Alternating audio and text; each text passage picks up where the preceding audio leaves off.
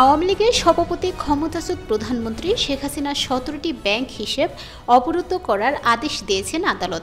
এসব ব্যাংক হিসেবে 3,83,64,958 টাকা জমা থাকার তথ্য আদালতকে জানিয়েছে দুর্নীতি দমন কমিশন।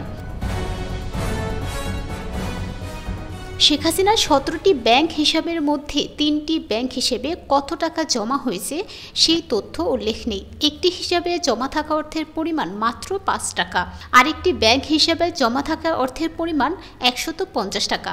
একটি ব্যাংক হিসাবে সর্বোচ্চ জমা থাকা অর্থের পরিমাণ 1,61,00,000 টাকা। এই ব্যাংক হিসাবটি শেখ হাসিনা ও শেখ রেহেনার যৌথ হিসাব। এছাড়াও অবরুদ্ধ করা আরও একটি যৌথ ব্যাংক হিসাব রয়েছে শেখ হাসিনা ও শেখ রেহেনার নামে।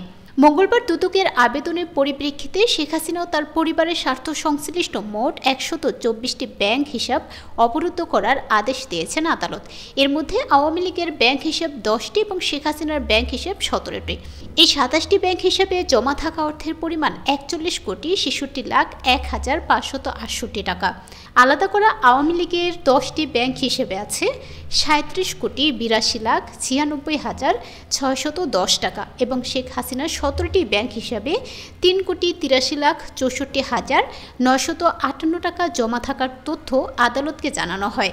দুদকের আবেদনের পরিপ্রেক্ষিতে ঢাকা মহানগরের জ্যেষ্ঠ বিশেষ জজ মোহাম্মদ জাকির হোসেন মঙ্গলবার ওই 124 ব্যাংক হিসেব অবরুদ্ধ করার আদেশ দেন।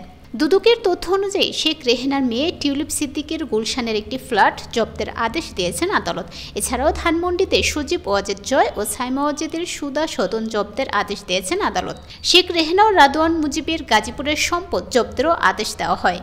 ছাত্র জনতার গণ অভ্যুত্থানে গত 5 আগস্ট ক্ষমতাচ্যুত হন প্রধানমন্ত্রী শেখ হাসিনা। ওই দিনই তিনি পালিয়ে ভারতে যান। তার বিরুদ্ধে হত্যা চেষ্টা সহ বিভিন্ন অভিযোগে এই পর্যন্ত 3 শতাধিক মামলার তথ্য জানা গেছে। এর বাইরে দুদক শেখ হাসিনার বিরুদ্ধে পলট বরাদ্দে দুর্নীতির অভিযোগে 6টি মামলা করেছে।